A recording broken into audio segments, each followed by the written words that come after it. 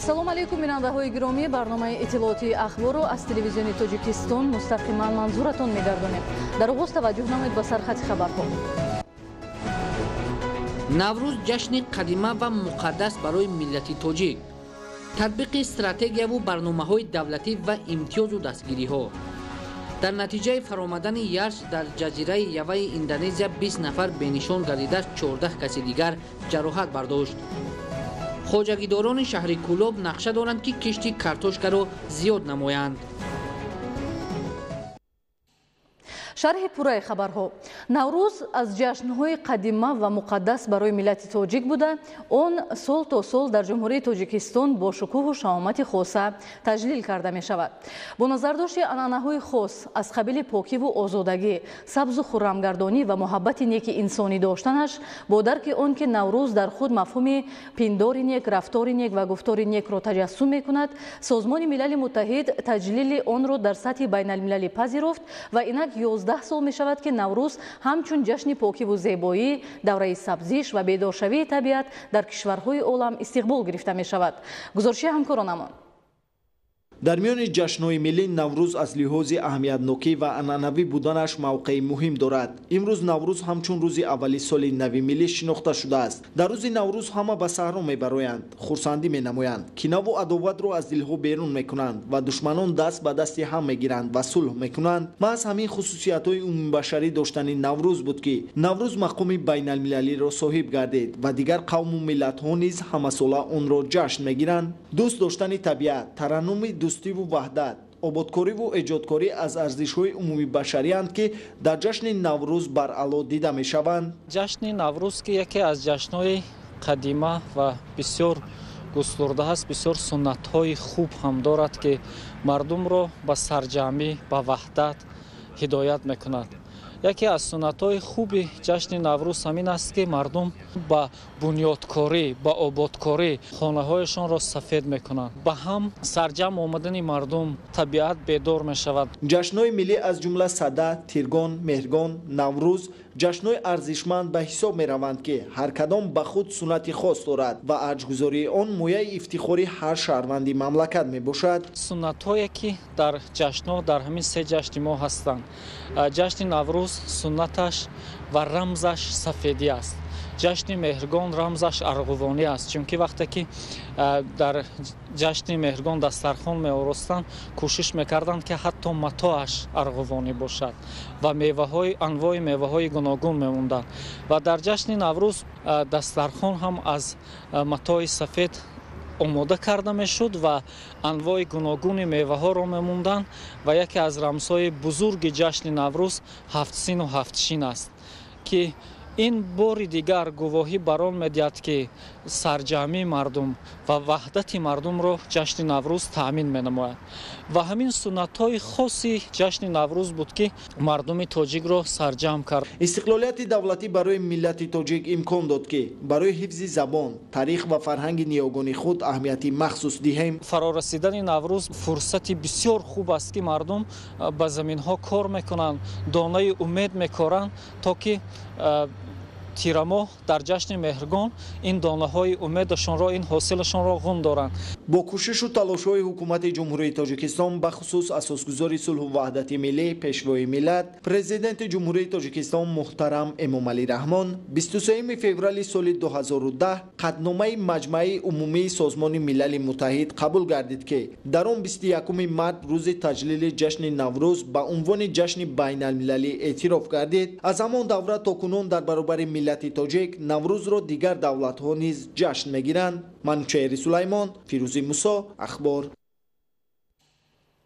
зимни паёми президенти ҷумҳурии Тоҷикистон пешвои миллат муҳтарам Эмомалӣ Раҳмон ба Маҷлиси олии ҷумҳурии Тоҷикистон таъкид шуд ки новобаста аз таъсири манфии сирояти бемории COVID-19 ба иқтисодиёти кишварҳои ҷаҳон ва рушди иқтисоди миллӣ, иқтисодиёти Тоҷикистон дар соли 2020 4,5% афзоиш ёфта, ҳаҷми маҷмӯи маҳсулоти дохилӣ ба 82,5 миллиард сомонӣ баробар гардид.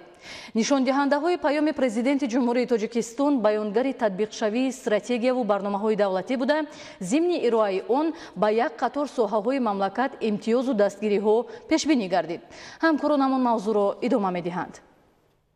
در پیام نوبتی پرزیدنت جمهوری تاجیکستان محترم امامعلی رحمان با مجلس عالی جمهوری تاجیکستان مسئله تنزل جدی اقتصادیات جهان و تاثیر منفی آن بررسی گردیده ذکر کرده شد که در نتیجه عملی گردیدن تدبیرهای تأخیرناپذیر از جانب حکومت جمهوری تاجیکستان استواری نشان دهنده‌های ماکرو اقتصادی تامین گردیده در سمت بهتر نمودن سطح و صفت زندگی اهالی تمایل‌های مثبت نگاه داشته شده است. در سال 2029 از 7% افزایش یافتن حجم استحصال محصولات صنعتی، 8.8% کشاورزی، 0.8% گردش سودای خارجی و 19.8% صادرات برای رشد اقتصادی کشور زمینه گذاشت. یکی از سمت‌های مهمی که به واسطه در پیام پیشروی ملت ذکر گردید که در ارتباط با سوی اقتصادی کشور است، البته این بنیاد کارخانه و انشاءات گوناگون استحصالی و بعداً تعیینات اقتصادی داشته است. تا عین حال در جمهوری تاجیکستان زیاده از 18,000 بنا و انشاءات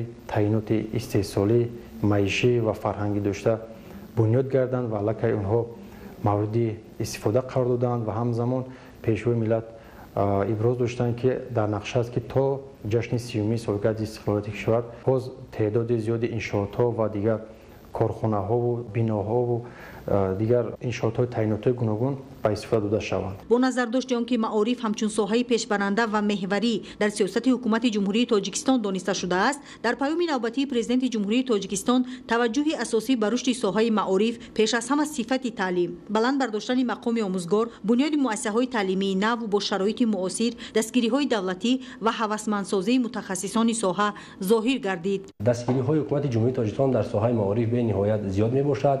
یکی از سمت‌های یعنی دستگیری این بلند برداشتن مزد مهنتی آموزگاران، کارمندان، ماجسترانتان، اسپیرانتان و دانشجویان می باشد که این سال نیز در پیام اساسدار اصول وحدت ملی پیشروی ملت و مجلس عالی جمهوری تاجیکستان ارائه گردید که از 1 سپتامبر سال 2021 معاش کارمندان سمت علم یعنی دکتر پیشدیان، ماجستران و اسپیرانتان تا 30% زیاد کرده می شوند و این هم باشند یکی از دستگیری های به واسطه خود پیشروی معظم ملت می باشد که شخصانی که تحقیقات های علمی میگذرانند و با علم سر و کار دارند آنها نیز دستگیری یافته ایستادند. اینچنین ساختمان زیادی مکتب ها و با طلبات زمان معاصر جوابگو بودن آنها همزمان در مؤسسه های تحصیلات عالی موجود بودن تمام تجهیزات های تکنیکی این مساعدت میکند با بلند برداشتن صفت تعلیم در همه مؤسسه های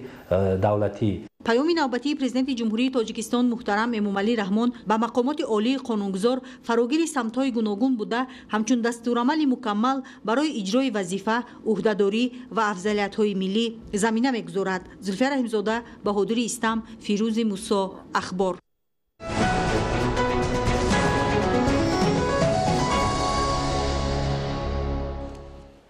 در پیام پرزیدنت جمهوری تاجیکستان با مجلس عالی جمهوری تاجیکستان تاکید شده است که برای بالا بردن ساحه اقتصادی مملکت رشد ساحه کشاورزی نقش مهم دارد. این است که خوجکداران ناحیه رودکی هر قطعه زمین را ثمرناک استفاده برده با آن تلاش میکنند تا حاصل بلند محصولات کشاورزی به دست آورده در برابر بهسازی سطح زندگی خود همچنین در غنی گردیدن بازار استعمالی سهم گذارند. از جمله در جماعت دهاتی راحتی تا امروز 17.5 گکتار کارتوشکا کشت شده است. شرح همکارانمان در این خصوص تهیه گردیده است. خوجکداران ناحیه رودکی هر قطعه زمین را ثمرناک استفاده برده بر آن تلاش میکنند تا حاصل بلند محصولات کشاورزی به دست آورده در برابر بهسازی سطح زندگی خود همچنین در غنی گرداندن بازار استعمالی سهم گذارند. امروزها در همه جماعت‌های دهات ناحیه کشت کارتوشکا آغاز گردیده است و خوجکداران با استفاده از تجربه پیشقدم و رعایت قاعده‌های آگروتکنیکی کشت را وسعت میبخشند تا در تامین امنیت آذوقه‌واری مملکت سهم گذارند. از جمله در جماعت دهات راحتی با جلب تکنیک و استفاده از تخم خوشصفت تا امروز در میدان 17.5 گکتار کشت کارتوشکا را انجام دادند. مورد ذکر است که کارتوشکا برای تامین امنیت آذوقه‌واری مملکت نقش مهم داشته خوجکداران نیز در این سمت هوسمند میباشند. در مجموع در ناحیه رودکی 43% نقشه کشت کارتوشکا تامین کرده شده است. استفاده ثمرناک زمین و گرفتن چند حاصل از یک قطعه باعث غنی گرداندن بازار استعمالی و همیشه دسترس بودن محصولات کشاورزی میگردد. استفاده با ثمر زمین به اون باعث میگردد که در баробари иҷро шудани дастуру супоришҳои роҳбарияти олии давлату кишвар инчунин ба боло бурдани иқтидори содиротии мамлакат замина гузорад. ҳамин аст ки ҳукумати ҷумҳурии Тоҷикистон пайваста барои рушди соҳаи кишоварзӣ махсусан ба гардиши кишоварзӣ баргардондани заминҳои солҳо бекорхобида барномаҳои махсус қабул намуда масъулинро барои ин амал муваззаф мегардонанд. ҳамчунин дар деҳоти роҳатӣ бо ҷалби мутахассисон машвара доир гардид ки зимни он ба хоҷагидорон тавсия дода шуд ки бо истифода аз имкониятҳои мавҷуда кишти картошкаро вусъат бахшанд. мавриди зикр аст ки хоҷагидорони ноҳия кишту парвариши навъҳои картошкаро зиёд намуда дар таъмини амнияти озуқавории мамлакат ҳиссаи назаррас мегузоранд. кишоварзон таъкид намуданд ки ҷиҳати амалисозии барномаҳои давлатӣ вобаста ба беҳтар гардондани сатҳу сифати зиндагии мардум ҳамеша талош намуда дар таъмини амнияти озуқавории мамлакат саҳми арзандаи худро мегузоранд. дар ҷамоати деҳоти даҳанаи шаҳри Кӯлоб имсол кишоварзон ният доранд ки мувофиқи нақша дар майдони 304 гектар кишти сабзавот ва 58 гектар кишти картошкаи барвақтӣ гузаронанд. то имрӯз дар хоҷагиҳои деҳоти мазкур дар майдони беш аз 130 гектар кишти сабзавот гузаронида шуда, кишти картошка бошад дар марҳилаҳои анҷомёбӣ қарор дорад. идомаи мавзӯъ дар гузориши Саид Ҷафари Маҳмадалӣ ва Хуршеди Нодирхон. дар ҷамоати деҳоти даҳанаи шаҳри Кӯлоб аз 2771 гектар майдони умумии кишти 1970 гектари онро заминҳои кӯрами обӣ ташкил медиҳад. барои таъмини амнияти озуқаворӣ, фаровонии бозори истеъмолӣ ва қонеъ гардонидани эҳтиёҷоти оила бо маводи ғизоӣ дар деҳоти мазкур сокинон аз заминҳои назди хоҷагии Орасон ва ҳар як қида замини кӯрами обӣ самаранок истифода бурда соласол ҳаҷми истеҳсоли маҷмӯи маҳсулоти кишоварзиро зиёд менамоянд.